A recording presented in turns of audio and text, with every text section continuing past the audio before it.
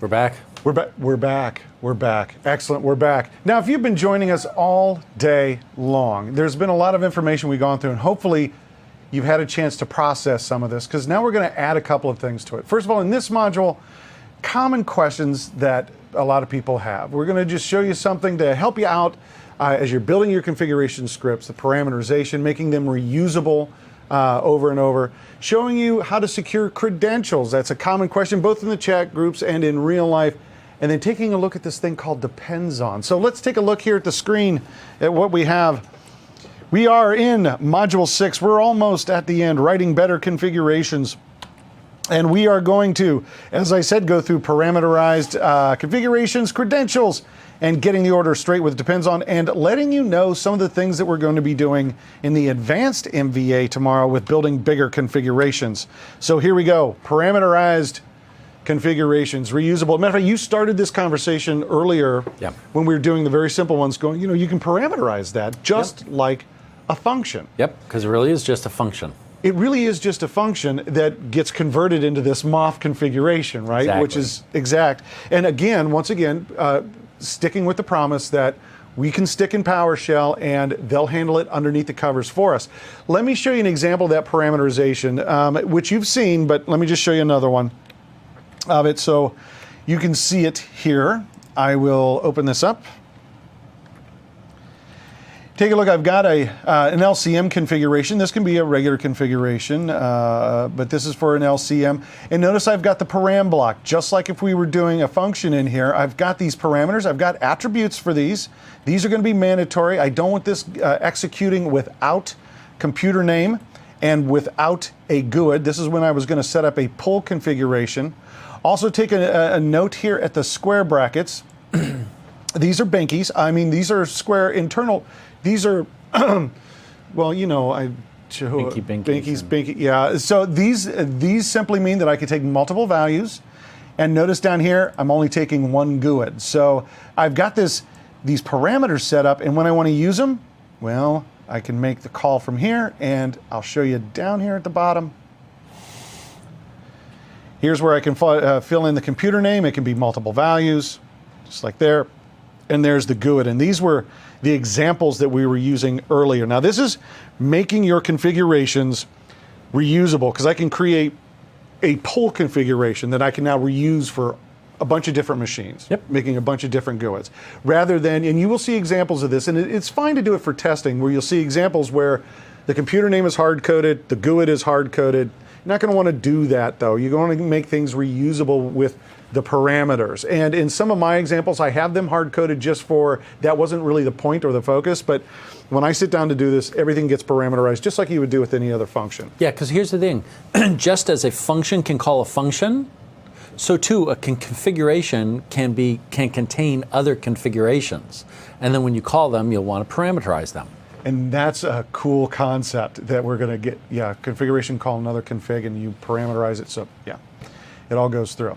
Well, now the tricky part is we're going to talk about credentials.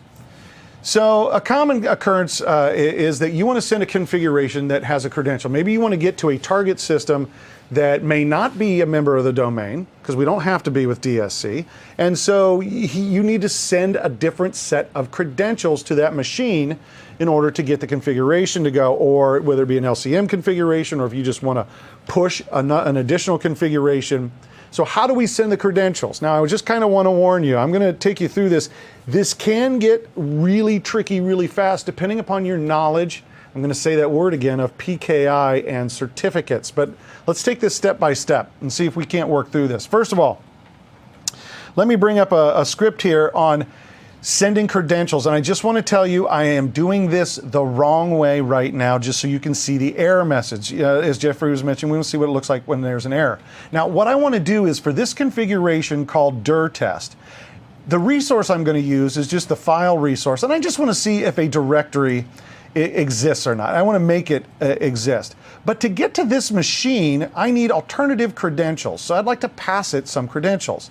Well, I'm going to first of all parameterize that, because I know I want to pass this configuration a set of credentials. So I'm going to use PS credential and put it in the variable $credential. Now, inside of this file resource, it takes credentials. So I'll give it that. So this doesn't look too difficult at this point. Matter of fact, looks very similar to most of the other configurations we've been working with today. I'll call that configuration, and now that I have created this credential, I now have the parameter that I can use, and I'm going to use the command like get credential. So it'll pop up and it'll ask me for the credentials. I'll output, this is where the moth is going to go, and then I'll send that configuration. So watch what happens here. This is going to be kind of interesting. I'm going to pop this up and I'm going to say, oh, that remote machine S1, it needs administrator. Would help if I spell it right. Administrator. And I got to put in the password for it. First thing that's going to happen here is I'm going to get a nasty error message. And this error message is kind of helpful. Kind of helpful in a way. This is one of those good error messages. That, take a look, converting and storing encrypted passwords at plain text is not recommended. Any guesses as to why? Bueller? Bueller? Yeah, Bueller, duh. So obviously we all know this, right? We all know that storing password credentials in plain text is bad. But did you know that that's what we're doing?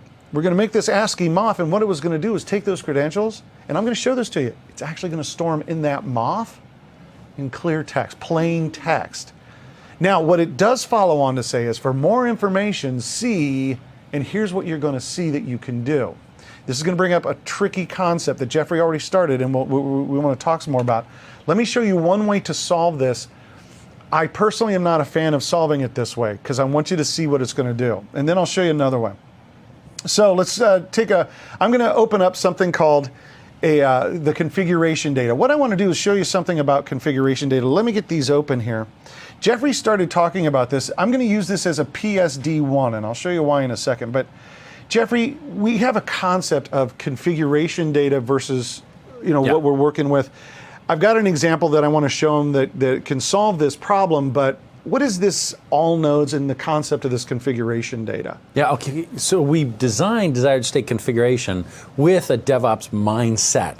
And in the DevOps mindset, you want to be able to configure your development environment, your test environment, and then your production environment using as much code as the same as possible.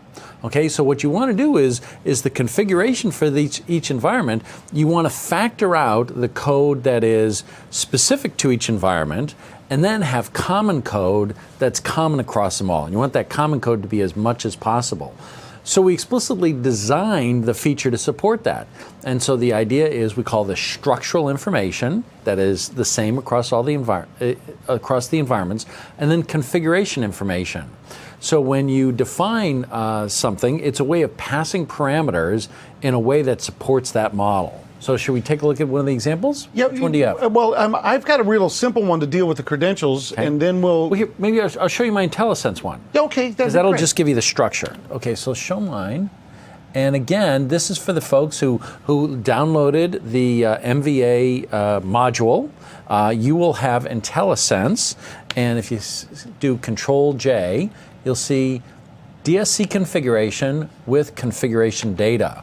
Okay, so here, notice I'm creating a hash table, dev config, and there's a notion of all nodes, which is a set, and you basically have a hash table describing each node. So here's a node name, a role, a node name, and role, and you can even have configuration for node name star, and these are a set of attributes that will apply to everything, to all the nodes, and you can also include non-node data, okay?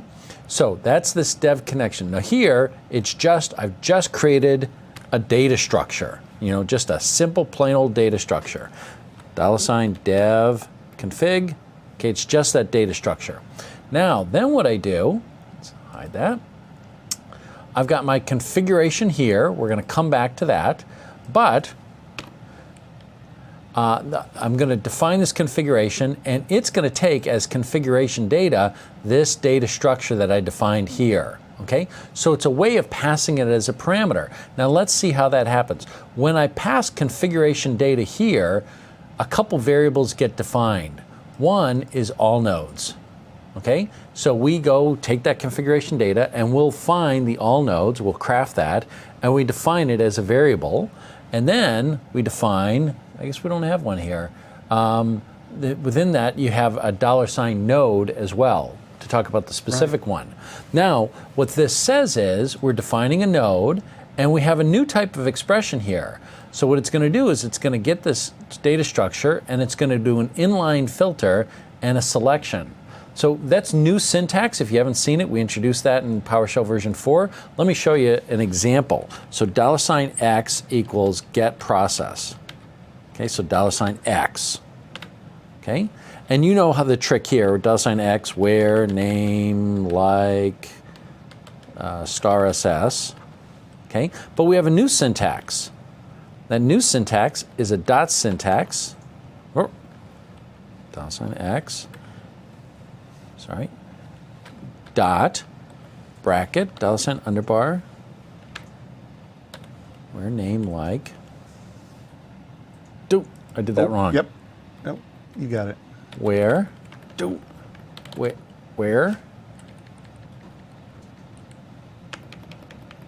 name, like, $ss. Voila. Okay, so that's the new syntax. And by the way, then we have the dot notation. Now the dot notation used to only work against singletons. Now it works against collections. I could say ID or name. Okay, so that's what we're doing up here. We're getting that all nodes, which again was $dev config and .all nodes. Okay, and then we're getting those where the role is equal to a web server. You grab the node name. So node requires a node name, and this is a way you go collect the node name. And so when you do this here, this is going to can produce more than one node. Right. And it'll basically do a for each for you. So notice we don't have a for each here. Right, exactly. And so this is going to load it with all of the different names that meet that criteria that was defined in your configuration data that now is going to get the IIS, the web server feature installed. Exactly. So let's be clear. So that says, in this example, so when I do this, I'm going to set up a web feature, IIS. I'm going to set up this file config for all the nodes. Now I did this for my dev, and you'll notice in all nodes, I have one thing that's a web server. I might go and say, okay, that's great, but now what I'm going to do is I'm going to do test, just copy, paste. I'll create, well, test, and I might have 10 of these. Home, okay, copy, paste, copy, paste. Okay, I might say, hey, 2, 3, 4. Okay, now my configuration data has changed. Now I have 1, 2, 3, 4 web servers, but this stays the same, and this stays the same. And so now, oh, sorry, I didn't need to say test here, test.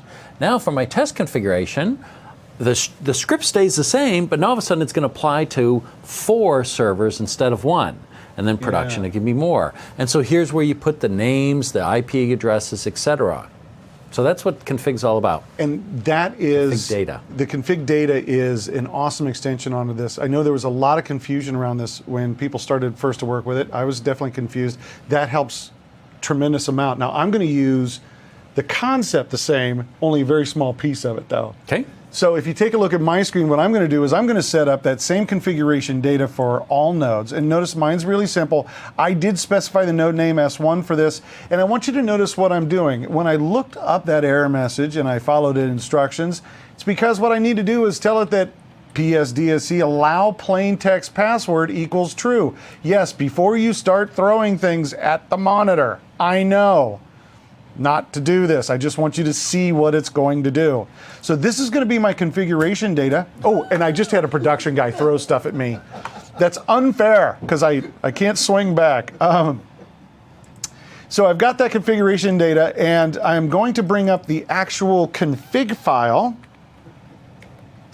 where we're going to use this. Now, I saved it as a PSD1, as a separate file, and if you take a look, I'm going to pass the credentials. I've got the same information here set up, but looky, down here at dir test, dash credential, and here's where I'm going to call that configuration data, and I'm calling up that PSD1 as the configuration data, and I'll put it out, I'm going to put the MOF out to DSC secure. So let's see what happens when I do this. Now that I've solved it, I think I have solved this problem, I'm going to go administrator, create a password, and it's going to come up, it's going to say, hey, I did it. I did exactly what, ta-da, looky, I made your little MOF for you. I hope you're happy. And then I sent it, because I asked it to, I sent it with, sent the configuration out with start DSC configuration, and I set everything, it worked perfectly, your state's now running, you got exactly what you wanted. You got exactly, no woohoo. No, sorry, you got exactly what you wanted, and you probably realize what just happened. Yep, it did exactly what I wanted, but let's go take a look at that MOF. Now, I know I said this morning I wasn't going to show you a MOF again, but I'm going to show you a MOF again. Because you lie. Because I lie. So let me go and show you a MOF again.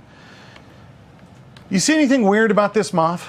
You see anything that you don't like about this MOF? First of all, my name is all over this MOF, so I'm very embarrassed at the moment. But look at what this MOF has in it for the configuration data. Look,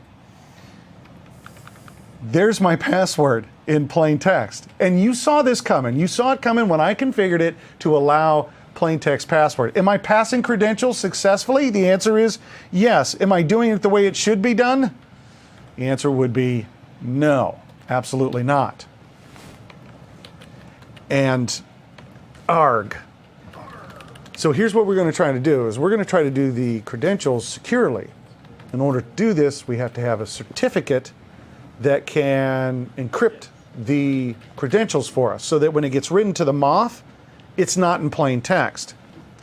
Well, if we're going to have a certificate, that means everybody's going to have access to the certificate that we're going to talk to so that we can unencrypt and de-encrypt the password. This means, yeah, this is a PKI problem more than it is a DSC problem. And one of the challenging things that people run into is getting this to work, because you got to know how to work with certificates. Now, here's what I've done.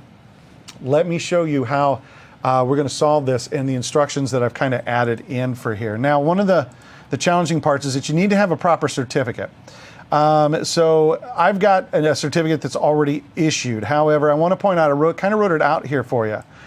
You need a certificate authority. You can issue a template for what's called a Workstation Authentication or Client Authentication certificate. Now, this template will then allow you to go to a machine that you want to use this on and add the certificate for that local computer. You can create and export that. In fact, I will show you really quick what I had done, and I think I was doing this. Let me call up my config so I make sure I check the right machine. Okay, I was doing this on S1. So let me show you S1 real quick. I think I may already have it. Yep. And yeah, I'm trying to show you this graphically. So I've already got a template from my certificate authority that's out there, and I'm going to start up the MMC. Let me get PowerShell going here. And you guys have used the MMC before, and I'm going to go into certificates and just show you how I got the certificate. So add, remove, snap in, certificates, and like I said, I have this written out. Not for my user account. This needs to be a computer account, so it goes into the personal store, the my underneath local computer. And I'm going to tell it local computer, say OK. I'm going to go into certificates, and I'm going to go into the personal store. Now, usually if there are no certificates, you will not see the certificate folder. You can right-click, say All Tasks, and request a new certificate. And the certificate that I had requested for this is, let me click Next, is a Workstation Authentication. Now, if you don't see this listed, it's because you haven't issued the template from ADCS or your PKI solution. So you need to have the template first, then you should see your Workstation Authentication. Once you get this certificate, you click here and say Enroll, you're going to get this.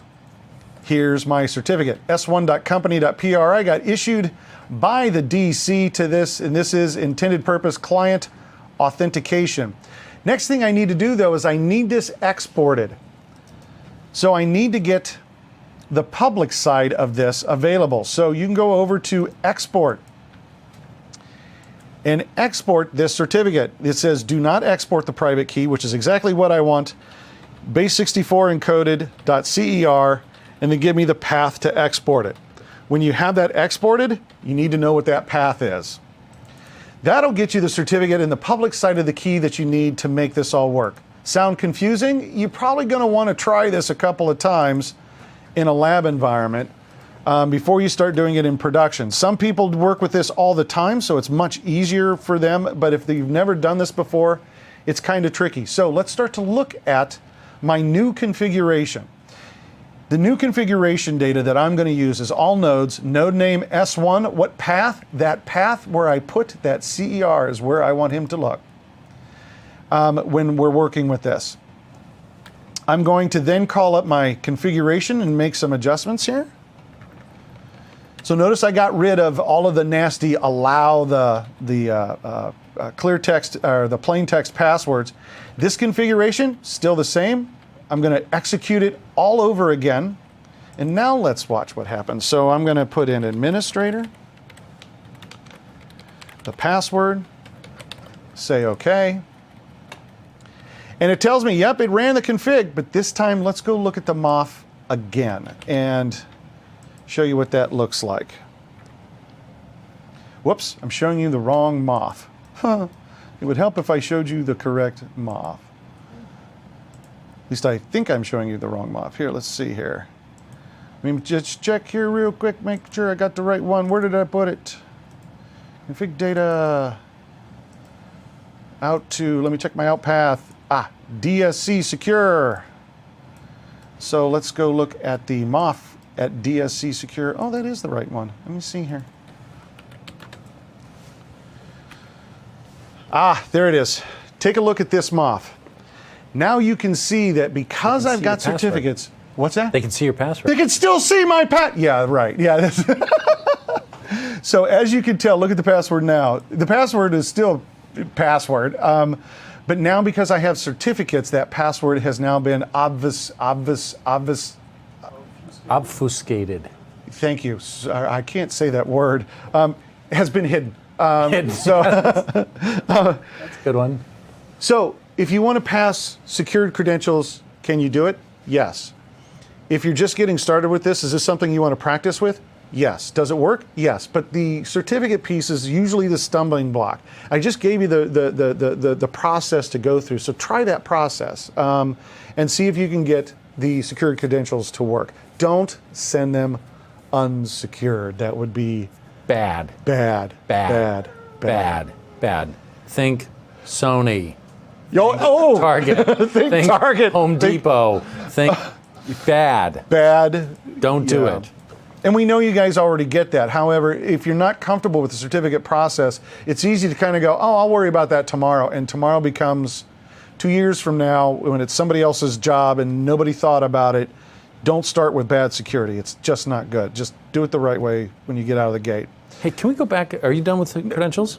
Yeah, I'm done with credentials. We just have depends on left, so yeah. No, I want to go back to config parameters, because I don't think we nailed that. Okay, you want to nail that? I want to nail. All right, let's nail it. Because parameters are very important. So take a look at my screen here. Okay, so now I'm going to motivate why parameterization is interesting. So here I've got a configuration test one, and it's pretty simple, right? So here's a service ALG. Its name is ALG. I want it to be state running, and it's ensure that it's present. Okay, so happy days, right? But wait, there's more to it than ALG. So now all of a sudden I want WinRM. And I want it to be running and present, and I want VDS, and I want this, and okay, so now all of a sudden, now you can imagine I got 10, 12, 20 of these things, right? And what happens if, I add an extra N in there, right? Like, are you gonna figure that out? Yeah. Like, did you see, which one has the extra N? N? Which one has the, Okay, I forget which one has the extra N. Anyway, so this works fine, right? So let's just prove this. So I run this, I select this, F8, and then I can run test one, produces them off. Happy days. Good stuff. Okay? But there's a better way. And the other way, because remember, configurations can be parameterized. Because configuration, I define this thing called test1, and when I run it, it runs with a set of parameters. Or sorry, it runs and produces a document. Now here, I produced another thing. And I've said configuration running service set. Okay? So now it takes a parameter name, and it's going to say for each $n a name, nice. Service. Remember that? Yeah. Remember that from up here? Service. And notice it needs a name. So I've already got a name. $n. Name, $n, ensure, state equals running, ensure equals present. So we got a little piece of code here. So it's going to generate a service resource with a name for each one of the names that get passed in as a parameter. Now remember, functions can call functions.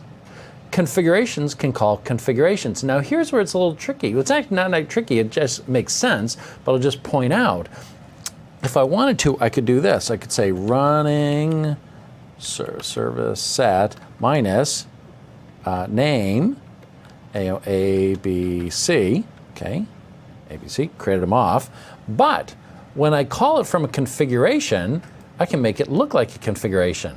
So I say running set and my services, and then instead of having to say dash name, I make it look like a resource. So it looks like a resource. So it looks like a resource. Just like a resource. Yeah. And so now I just F8, and then when I say test2, it goes and it creates it. And now you're guaranteed that these are all configured exactly the same way. Right. It's a very same, and so you can add more. It's simplified. We'll add that demo to the package. One of the things I really liked about this is that, as you showed, it not only simplified it, but now it removed the possibility of human error dramatically, right? Exactly. All of those runnings, all of those additional things. I mean, how many times do you want to put in the Windows feature, resource, and you're going to screw stuff up? Really nice pattern and method for optimizing that. Exactly. Now, here's the thing about PowerShell and configuration is that you can, this is actually the heart of it. This is the magic. We've been talking at the low-level, atomic level of things, but its real power is this mixture of imperative and declarative code. Okay? That you can go and say, hey, I want to declare the way I want it to be, but then you can say for each and make it much larger. And you can have subroutines and you can create new abstractions. So then the question is, let's say I'm configuring something for some node. Do I have to say node and then put all the abstractions under that? I mean, can I have this node in multiple places? And the answer is yes. You can call one configuration to define a certain set of attributes out of a node. And then in another place, you can call that again and have more attributes about that node and more and more and more. As long as you're calling them all within the same script, what's happening is PowerShell is keeping track of what did you say should happen to a node. Oh, collect it here, collect it here, collect it here, collect it here, and just keeps this all in memory. And then when you're done, it's like, so, okay, now I'll produce a coherent document saying all the attributes for a node. And so what's so nice about this is you might say, well, the way I think about it, I think about a very node-centric world. So I'm going to say, node 1, I want a web server, and I want this services, and I want these files, and I want this optional package, okay? And then node 2, the same thing, and node 3, the same thing, and node 4, the same thing. And I've got a node-centric view of the world. Works perfectly. But maybe you think that way, but maybe I think, hey, IIS. Let's see, so IIS, I want node 1, 2, 3, 4, and then for this package, I want node 1 and 7 and 3 and 4, and then this service, I want 1 and 2 and 5 and 6, and I can configure it either way, and again, it all combines so nicely and just makes it work. And again, back to that part about when we first started, I talked about how at the end of the day, it's just PowerShell scripts. But it's PowerShell scripts that are written in a way that allow you to compose these things in arbitrary ways where they're not stepping on each other's toes. And so that's the real power. And it's a challenge for all of us as a community to say, hey, how are you organizing things? Like, that's why I'm so excited about the next PowerShell Summit. Next PowerShell Summit, ton. Everybody wants to talk about desired state configuration.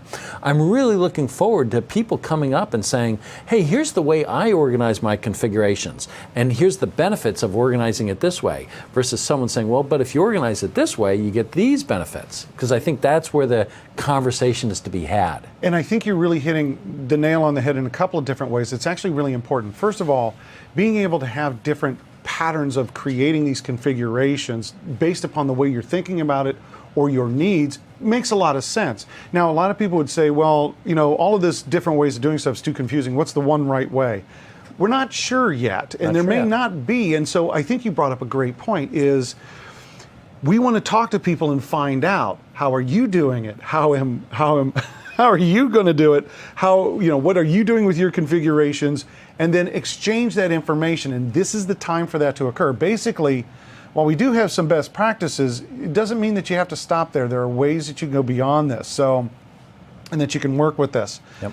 Now, our last thing is, I got a slide up for it, getting the order straight. And I'm going to show this easy concept. Depends on. Yeah. Easy concept. Easy concept also to screw up completely. Is it? Well, I am going to, let's show you what it is. Maybe for some people. He's saying it for some people. He's doing one of those. Okay, so let me just kind of show you the idea of depends on. Depends on is available in all the resources, and depends on looks like this. So I've just got a couple of resources that I'm using. Notice the names of the resources. Windows feature IIS. I'm going to put in a management service for IIS. Put in the IIS console. Nothing too major here. And I've got a default website. But if you think about this, when a server is getting put together, sometimes certain pieces can't go on before other pieces have gone on. Now, that's not a hard concept. And if you take a look here, you can see I don't want to install the IIS management service until I have an IIS server. So we have this depends on. And if you take a look, depends on that this exists. And I think I have down here that I don't want to have the website files copied out to a folder that may not even exist until the web server is installed. So I have depends on web server. Now let me just kind of tell you where this freaked me out. First of all, depends on seems really straightforward. Don't do this till this is already done. All right, not a big deal. But when you're looking at a script, especially when you're working with PowerShell, you're so accustomed to seeing things. We do this, then we do this, then we do this, then we do this. And with a DSC configuration, that isn't how it works. No. We don't go down the list. I'm looking at these resources, and we're not actually just doing this, and this. And this is the cool part to DSC. What do we do with all these resources? I got 5 resources listed here. Yep. If I didn't use depends on, what order do they go in? We get to decide, and you can't depend on it. So okay, that's the best part. I love that. Let me be really clear about this. So right now, we're kind of predictable, and that's a bad thing. Okay, so right now we're predictable. If you have things in a particular order, you can figure it out, and you can know pretty certainly how things are going to play.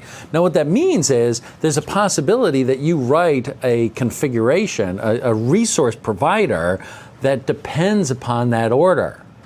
Okay. And then if at some point, we change our algorithms or somebody produces a configuration that produces a different order, it might break your resource. So that's I mentioned to you that there's a set of rules that you should apply. Could be that somebody doesn't follow those rules, but it still works anyway. So one of the features I'm asking us to go do is to actually randomize the execution of things, just so that you can never count on an order. Like that would be a good thing. So literally, here's how it happens. You produce this document, and we have the resource A, B, C, D, E, and then we produce for you. If you don't need to care about any of this if you don't want to, but if you're a computer science geek, you're gonna love stuff. We produce a directed acyclic graph of this stuff. So we take a look and we say, has anyone declared dependencies? And where there are dependencies, we know, these things have to happen before this happens. Okay, and then we use that acyclic graph to then schedule the execution of things. And then we can run things in parallel if we like. Right now we don't, but we could run them in parallel. We can execute them in whatever order we want, as long as we respect the dependency flow graph that you set up through your dependencies. And I think you hit the nail on the head, because you almost sound cruel when you say, we're going to randomize this because. I mean, we're going to randomize it so that if you depend upon the way you're writing this as to be the order, it's going to bite you. But the reason that you're doing that is to stop people from relying upon that top to bottom flow. Exactly. It's the same reason why you because you want to make it more powerful, and you don't want people to be having code breaking experiences. Yeah. The same reason why you like strap dynamite to your car. You know, you don't want any small accidents. Like, don't make that mistake again. You want big accidents. Yeah. So no, it's right. Just create a world where, like, oh, don't do that. Don't do that. Yeah. And then by that affects a small group of people who are writing these resources. Then it produces a world that's common and consistent and stable and predictable for everybody else. If there are any kind of hidden dependencies, that's not a good thing. And I think what's kind of important is you'll see a lot of information. You'll see in the community people saying use depends on responsibly, and they're saying it in all seriousness because of the possibility that we know that this could change, where this flow is not going to be the way that things that happen. So when you're writing and you're putting your resources in, you probably already understood that I need to have this before I can have this. Just make sure that you're adding the depends on so that can be guaranteed at a later time. One of the best practice is always use depends on right now. So did you show them the IntelliSense with it depends on? Oh, I didn't show them wait a minute. What? You didn't know that? Well, no, what are we talking about with the IntelliSense on depends? I got depends on. I'm going to hit IntelliSense. No. No? No. No. Here. What? Wait. So first, we didn't even really show them the IntelliSense. So go to ensure equals present and cut out the present part. Oh, yeah. I love this. Okay. So now, oops. And then just single tick. Yeah. Oh, there you go. And so now you can select what I want, presence. Yeah. Okay. Now maybe here, go down and get rid of that depends on. That's what you wanted to show. Yeah. This is actually fantastic.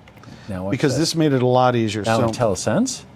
And it automatically gives me the list so I don't type it in wrong. Yes, and so what it does is, we, again, through the magic of the AST work that was done in the previous version of PowerShell, now we are able to do programmatic analysis of your script. And so we know the things that you can depend on. So IntelliSense knows that, so it says, here's what it is. Because we're like, well, what was that syntax? And do I put a bracket here? And do I put this first or that first? What the heck? You just pick it. And one of the common mistakes that I've made, is not just with depends on, but with each one of these resources as I've been working with them, is mistyping what was supposed to go in there. Yeah, right. And one of the best things, and was it the February release where we got the IntelliSense at that level? No, I think it was earlier. Was it an earlier one? When I started using that as part of like this whole script, I didn't have to think much. Yeah. Because the IntelliSense is doing it for me. Yeah, and and we all know now stop laughing back there in production. We all know now that it's a good thing that I don't have to think much, that the smart computer is doing the hard work for me, which was the point of computers anyways, right? That's what I'm saying. It is. So what we've done so far in this is we've gone through parameterization. You also took us on a great tour of parameterization and configuration data. We did credentials. Don't do plain text credentials. Yeah. Bad. And we talked about depends on. And like I said, depends on at first. If you were just to read a description of it, you're like, yeah, I get it. No, this is actually very important to use depends on responsibly the way it should be used, because you never know what's going to happen coming down in the future. And tomorrow we talk about cross-machine dependencies, or is that today?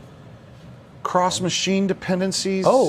Depends on doesn't just restrict to the components on a machine. You can set up dependencies across other machines. There's a different mechanism, wait for, but you can say, hey, I want to set up a cluster, but before I set up the cluster, I need an Active Directory machine. If you want to really quick, you can talk about it really quick here, because we don't actually talk about it tomorrow, but we have a couple of minutes. So it's so let me just do a get DSC resource. It's W.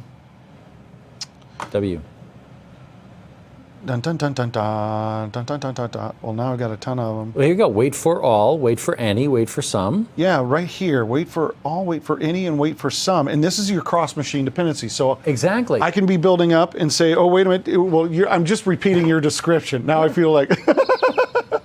But as my brain processes it now, I'm this far, I got to wait for him. Clustering is the perfect example, right? And as soon as he reaches this point, then I can continue from there. Yeah. And well, a domain join. You can't domain join until there's a domain.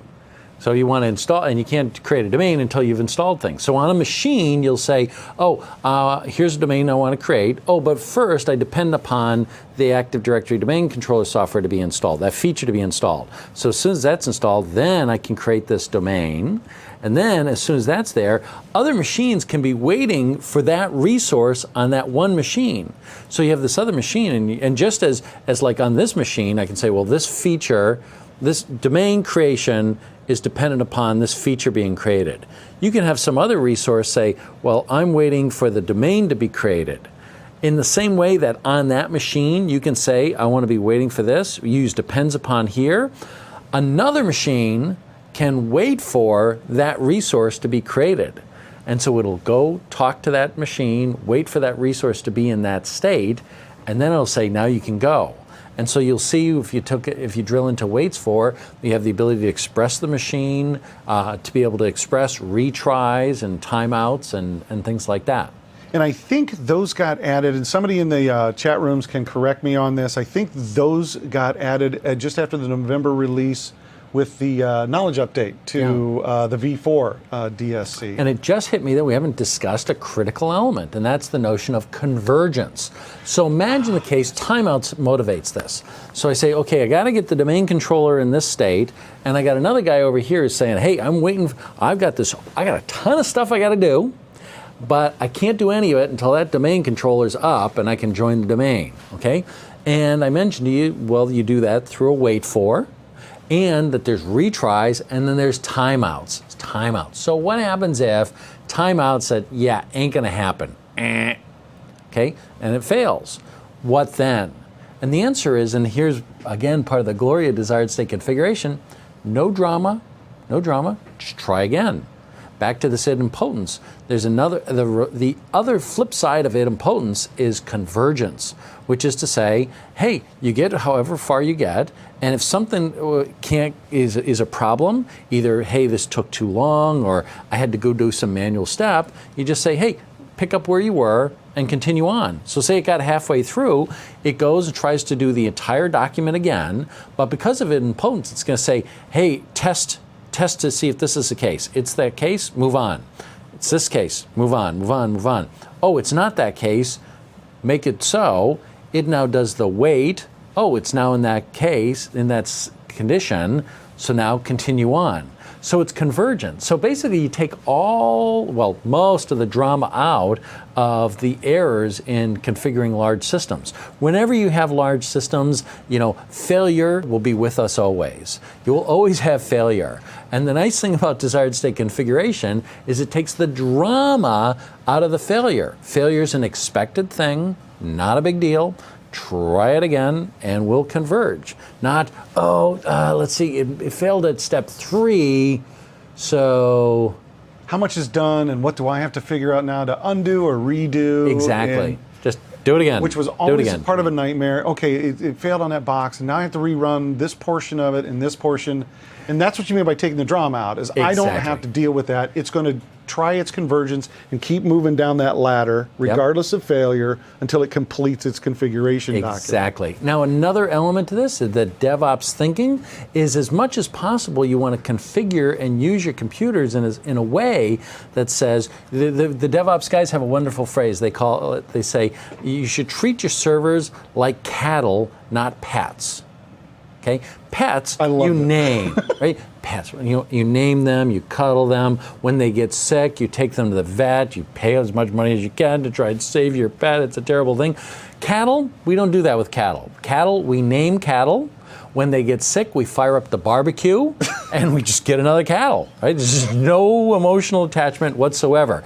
And that's what the kind of the big shift of DevOps is. You want to shift to that model of treat your servers like cattle, not pets, okay? So what does that mean? So you create an environment where if something's wrong with that server, you give it a little bit, but remember, how did you get that server? And the answer was you start with a base configuration, and then you have a very well-defined, repeatable process to get it to a known state.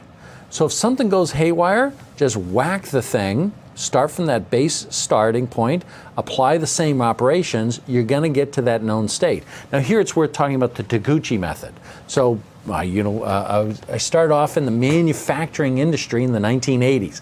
Now again, for you young people, you don't know this, but it turned out that prior to the 1980s, most products were just complete rubbish. I mean, they were just rubbish.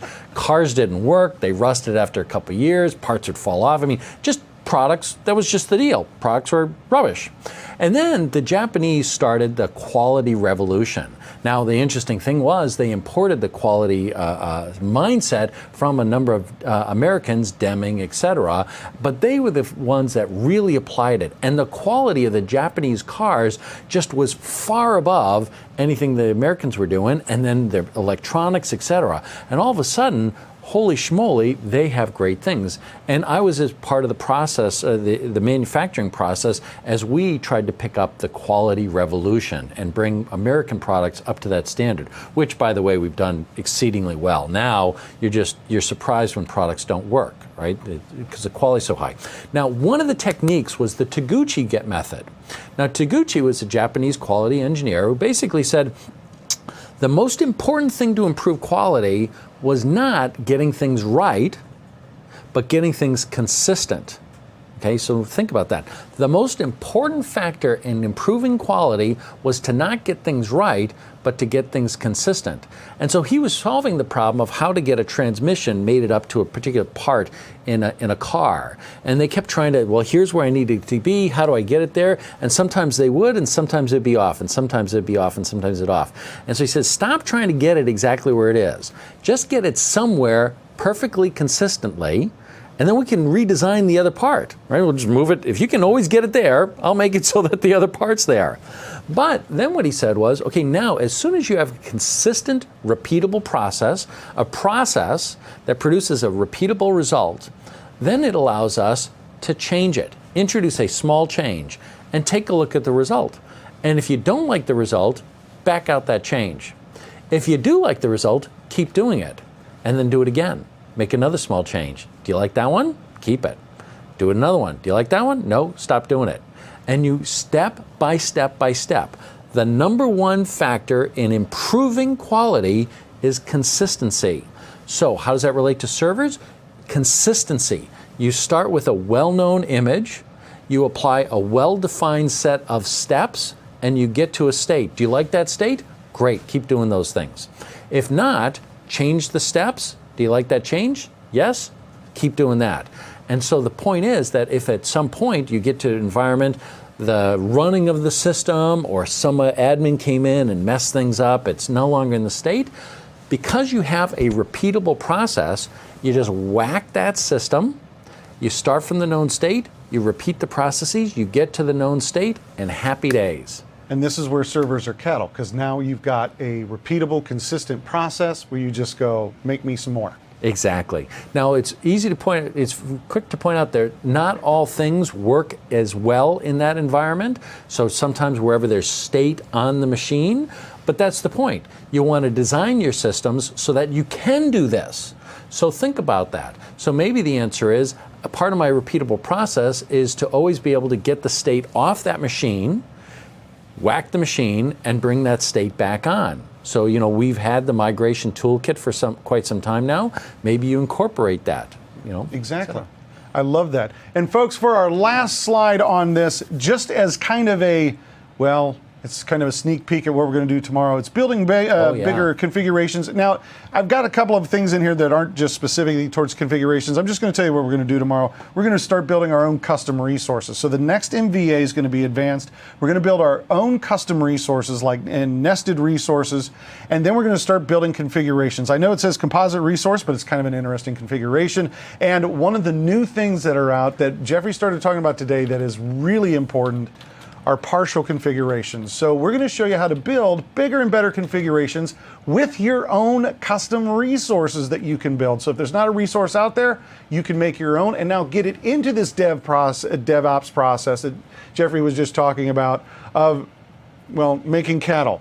Yeah. I like that. I like that a lot. And you'll see, so now I'm just going to give you a little hint here, just a harbinger of wonderful things to come.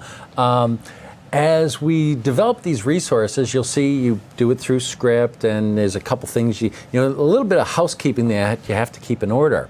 And so one of the things we did was we said, we want to make that housekeeping automatic. And so we introduced in PowerShell version 5 the notion of classes.